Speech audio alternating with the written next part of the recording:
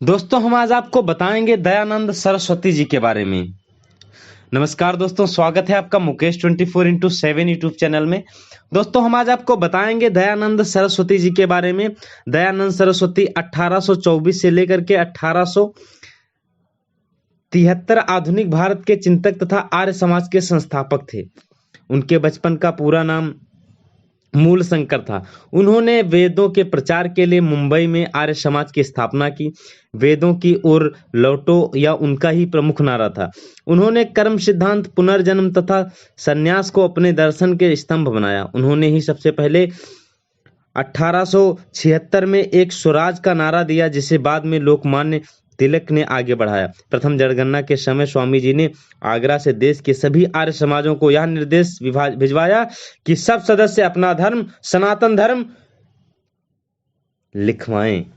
दयानंद सरस्वती प्रारंभिक जीवन अगर इनका देखा जाए तो दयानंद सरस्वती का जन्म 12 फरवरी टंकारा में सन 1824 में मोरबी, मुंबई की मोरबी रियासत के पास कठियावाड़ क्षेत्र, जिला राजकोट, गुजरात में हुआ था। उनके पिता का नाम करशन लाल तिवारी और मां का नाम यशोदाबाई था। उनके पिता एक कलेक्टर होने के साथ ब्राह्मण कुल के समृद्ध और प्रभावशाली व्यक्ति थे।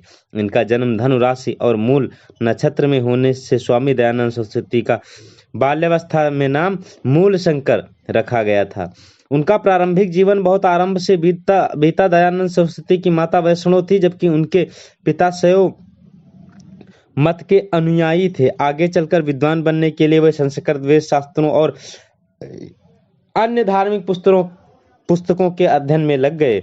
महाशिवरात्रि का अगर बोध देखा जाए तो शिव के पक्के भक्त बालक मूल शंकर को उनके पिता महाशिवरात्रि के अवसर पर व्रत रखने को कहा। शिव मंदिर में रात्रि के में बालक ने चूहों को शिवलिंग पर उत्पात मचाते देखा तो उसको बोध हुआ कि यह वह शंकर नहीं है जिसकी कथा उसे सुनाई गई है।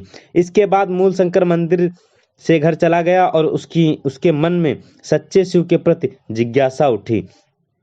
फिर अपनी छोटी बहन और चाचा की हैजे के कारण हुई मृत्यु से वह जीवन मरण के अर्थ पर गहराई से सोचने लगे और ऐसे प्रश्न करने लगे जिससे उनके माता पिता चिंतित रहने लगे। तब उनके माता पिता ने उनका विवाह किशोरावस्था के प्रारंभ में ही करने का निर्णय किया था। 11वीं शताब्दी के आर्यावर्त भारत में यह आम प्रथा थी, लेकिन बालक मूल शंकर ने निश्चय किया कि विवाह उनके लिए नहीं बना है और वह 1846 में सत्य की खोज पे निकल पड़े और ज्ञान की खोज। फाल्गुन कृष्ण संवत 1815 में शिवरात्रि के दिन उनके जीवन में नया मोड़ आया। वह घर से निकल पड़े और यात्रा करते हुए वह गुरु विराजानंद के पास पहुंचे। गुरुवर ने उन्हें पाणिनि व्याकरण, पांतजल, योग सूत्र तथा वेदांग अध्ययन कराया। गुरु दक्षिणा में उन्होंने मांगा, विद्या को सफल कर दिखाओ, परोपकार करो, मत मंतानरों की अविद्या को मिटाओ, वेद के प्रकाश से इस अज्ञान रूपी अंधकार को दूर करो, वैदिक धर्म का आलोक सर्वत्र विकीर्ण करो, यही तुम्हारी गुरु दक्षिणा है। उन्होंने अंतिम शिक्षा दी, मनुष्यकृत ग्रंथों में ईश्वर और कृतियों की निंदा है, कृषि ग्रंथों में नहीं है। ज्ञान प्राप्ति के पश्चात अगर देखा जाए तो सरस्वती दयानंद जी ने महर्षि दयानंद के अनेक संस्थानों की यात्रा की। उन्होंने हरिद्वार में कुंभ के अवसर पर पाखंड खंडनी पताका फहराई। उन्होंने अनेक शास्त्रार्थ किए थे। कलकत्ता में बाबू केशव चंद्र सेन तथा देवेंद्र नाथ ठाकुर के संपर्क में आए। यहीं से उन्होंने पूरे वस्त्र पहनना तथा हिंदी में बोलना व लिखना प्रारंभ किया। यहीं उन्होंने तत्कालीन वाइसराय को कहा था, मैं चाहता हूं विदेशियों का राज्य भी पूर्ण सुखदायक नहीं, परंतु विभिन्न विभिन्न भाषा, पृथक पृथक शिक्षा, अलग अलग व्यवहार का छूटना अति दुष्कर्म है। बिना इसके छूटे परंपर का व्यवहार पूरा उपकार और अभिप्रयास सिद्ध होना कठिन है। आर्य समाज की स्थापना ओम को आर्य समाज में ईश्वर का सर्वोत्तम और उपयुक्त नाम माना जाता है। महर्षि दयानंद ने चैत्र शुक्ल प्रतिपदा संवत 1932 सन, 1732 सन, 1872 को गिरगांव मुंबई में आर्य समाज की स्थापना की थी। आर्य समाज के नियम और सिद्धांत प्राणिमात्र के कल्याण के लिए संसार का उपकार करना इस समाज का मुख्य उद्देश्य है, अर्थात शारीरिक, आत्मिक और सामाजिक उन्नति करना। वैचारिक आंदोलन, शास्त्रार्थ एवं व्यायांग, वेदों को छोड़कर कोई अन्य धर्म ग्रंथ प्रमाण नहीं है।